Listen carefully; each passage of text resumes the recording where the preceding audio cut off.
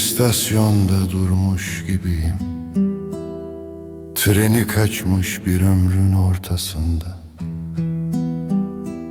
Beklemek, seni beklemek, mutluluğu coğrafya sanıp sınırlarında kaybolmak. Zaman dediğin ne ki? Cebimizde taşıdığımız sessiz bir düşman. Akıp gidiyor nehir, yatağını sormadan, biz sadece kıyısında durup izleyen iki yabancı. Nereye gidiyor bu göç?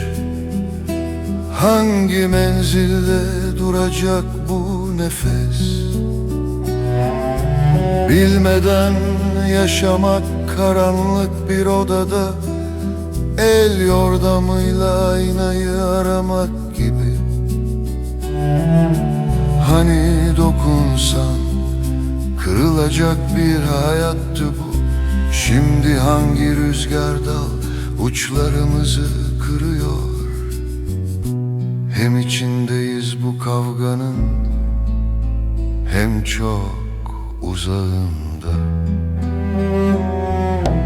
Aşkı beklemek, ömrün kendi kuyusuna eğilip bakmasıymış.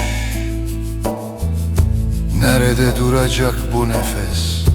Hangi şarkıda susacak kalbimiz? Bilmiyoruz, bir bilmecenin koynunda büyütüyoruz günleri. Akıp giden zaman değilmiş aslında. Bizmişiz eksilen, bizmişiz o yollarda eskiyen.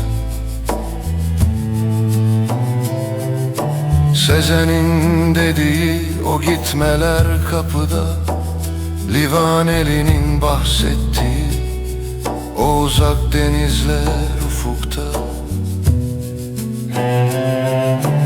İnsan en çok kendini beklerken yorulurmuş bu hayatta.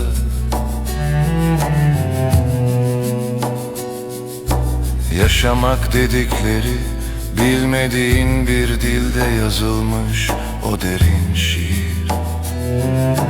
Okuyorsun, ağlıyorsun ama anlamını çözemiyorsun. Nefes nerede duracak?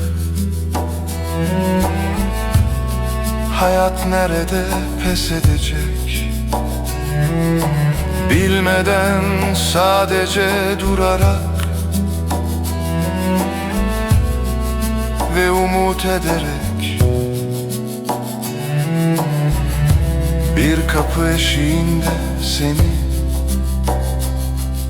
ve aslında kendimi bekliyorum.